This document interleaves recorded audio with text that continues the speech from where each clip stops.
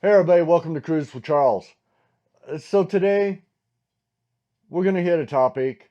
Carnival just released some information that they're making changes to their military appreciation gatherings. And this topic hits kind of close to home for me personally.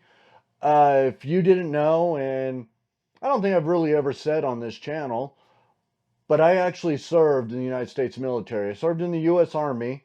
I was deployed to Bosnia, Afghanistan. I spent over a year in Afghanistan training the Afghan National Army. This topic it really hits close to home. My dad served in the military. My uncle served. My grandfather. I come from a long history of family that has all served in the military. With that said, let's get into this.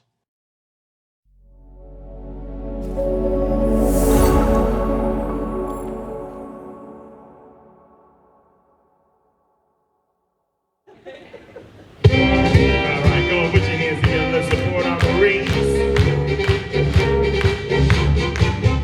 From the halls of Montezuma to the shores of Tripoli, we fight our country's battle for the air, on land, and sea.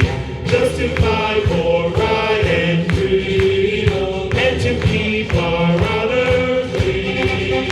We are proud to claim the title of United States Marine. Second verse, our flag unfurled to every breeze from dawn to shade. I'm just messing with you. Let's hear for the Marines. Awesome. All right. Okay, so to start off, let's look at what Carnival has done as a military gathering in the past. And I'm going to rewind all the way back to 2014 when I started engaging in cruising a lot more. I was bouncing almost monthly between the imagination and the inspiration. Every time I could find a deal, we were heading to Long Beach, doing a 3 day or 4 day, sometimes back to back to back. I was living on the ships as much as I could. Back then, they didn't really have a veteran gathering of any sort, not what everybody's come to notice today. What it was back then, and it was strictly entirely up to the cruise directors. They got to decide what was going to happen. They scheduled out the fun times, and you'd flip to the fun times, and occasionally, and I say occasionally, you'd see an event that would say veteran meet and greet, self led. Now, what did this entail? This entailed they might set one of the club or the comedy club. They would set up a venue and block it out for about half an hour. And anyone who had served in the military or family member of someone who served in the military could go to this venue and you kind of just introduced yourself and talked amongst yourself. That's all it was. To be honest, the meet and greets that are organized through Facebook groups have more organization to them than the veteran meet and greets back in the day. Well, a lot of that changed. I don't know if a lot of you remember, but in 2015, Carnival moved the Freedom to Galveston. And they made a big deal out of it because at that time they had joined forces with Operation Homefront. It was a nonprofit organization dedicated to military and their families. So Carnival made a big deal. They put on a concert. They were letting veterans and their spouses or family, immediate family, stay on the ship overnight while the ship was in Galveston. They didn't actually give them a free cruise or anything. They just let them stay on the ship for the night, did their event, then the next day got them off, brought the next group on board, and set sail. That was pretty cool. It was also at that time that things started to change drastically. And when I say change drastically, there was no more of these veteran meet and greets that were self led. Cruise directors were actually scheduling a time where they would either utilize the comedy clubs or the main theater, and they'd project this big video from the president of Carnival, Christina Duffy, and they would do a full-fledged event. They'd recognize all the branches of the military. When it first started, of course, that was the Army, the Air Force, the Navy, the Marines, and the Coast Guard. And over time, it's progressed and started to include the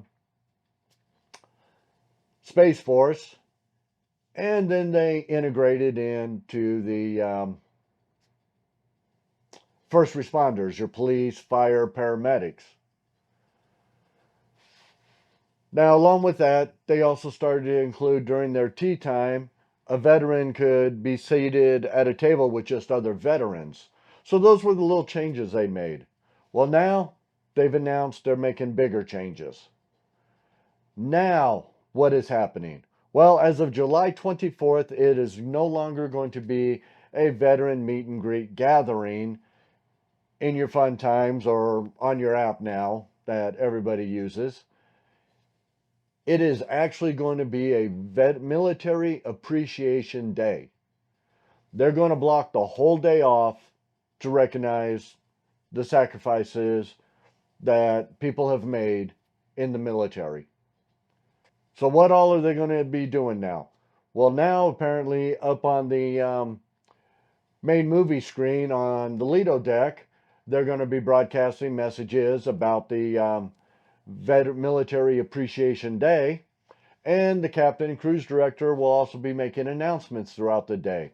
They're still going to have their gathering like they always do.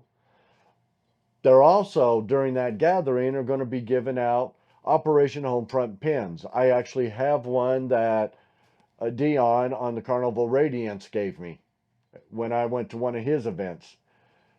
They are also going to be giving a Hero Challenge coin to the longest serving veteran in the audience at that time. That's pretty cool. They're also making some changes to the way they present Operation Homefront. They're going to be building it kind of like they do with St. Jude's. You know, when you're on the ship, there's all sorts of different ways you can make donations to St. Jude's, whether it be through the teddy bears and the t-shirts, the cruising for St. Jude's up on the Lido deck, or even in the past, if you leave any money in the casino under $10, it just gets donated to St. Jude's. Now they're making it to where you'll be able to make a donation to Operation Homefront directly through your Sell and Sign card. They'll also be selling the photos from the military gathering, and a proceed of those photos is going to go to Operation Homefront. They're even doing one more thing. So on the ships, you know, the Vista, the Mardi Gras, the Jubilee that's coming out, the Panorama, I believe the Horizon, and maybe one or two others that I'm missing. The ones that have the brewery on board, where they make their own beer right there on the ship, they're going to be making a Heroes America Pale Ale brew. And if I read correctly, $1 from every one of these beers that's sold is going to go to Operation Homefront. I may be wrong. It may not have been $1, but I believe that was what I saw in the press release. Pretty cool, huh? So what do you think? Be honest. Is Carnival going too far with these military appreciation days? Should they be recognizing others? What's your opinion? Me personally, as a veteran, I don't weigh whether or not I go on a cruise based off of what they do for the veteran community. I didn't serve to see what I could get free or to be recognized everywhere I go. That's not why I did it. On them hosting these, I think it's pretty cool personally. But I'm more curious about what you think. What are your thoughts? Let me know in the comments below. Should more cruise lines be doing something like this? Or is Carnival going too far with it? And Carnival already gives a military discount. I used to utilize it quite a bit back in 2014, 2015, but over a period of time, the other deals I get, the regular deals or the casino deals that I get, are better than the military discount. Now, some lines offer, instead of military discounts, you get onboard credit. Princess is big for that. I utilize that on Princess. And to give everybody an update of where I've been, I did disappear. I had everything in line. This was going to be awesome.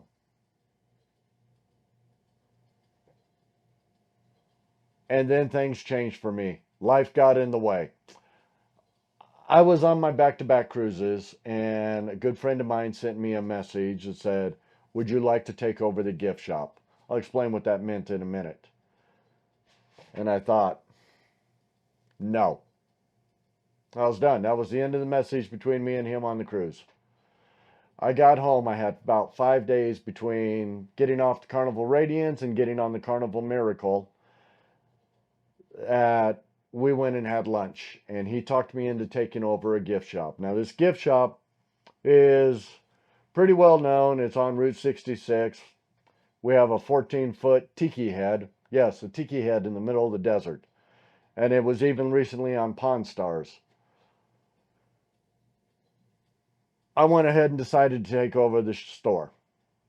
But I wasn't going to do it till I got back from getting off the Miracle. I did my cruise on the Miracle out of San Francisco, got home, and then I had to figure out how to get the store operating to where I did not have to actively be there every single day running it. And it's taken time. I've achieved it. It's running on its own. I managed to finish out the multiple cruises I had scheduled last year, and I've already been on 3 this year. I've been on the Navigator for a 3-day. I no more walked off that ship, went straight across from San Pedro to Long Beach and got on the Radiance for a 4-day. I just recently got off of the Navigator on a 4-day. No, a 3-day, I'm sorry. And right now I've got the Navigator booked for a 4-day in September. I'm going to be taking my mother on a cruise out of San Pedro. And then as soon as I get off that ship, I fly to Florida. I get on the Adventures of the Sea from Royal Caribbean out of Fort Lauderdale for a 7-day Caribbean with my dad. And then as soon as I get off that, I head out in November. I get back on the Navigator for a 7-day Mexican Riviera with a good friend of mine out of Long Beach. So I've still got 3 more, two in a holding pattern, the Panorama and the Radiance for Christmas that are in my holding pattern right now. So that's where I'm at. So make sure you hit that like, make sure you hit that subscribe, make sure you hit that bell notification, because we are going to have more videos coming out. Things are moving in the right direction, and I look forward to doing this more. All right, until next time, I am out of here. Hey, I appreciate it. You made it this far. But don't stop. I've got another video right over here. Go check it out.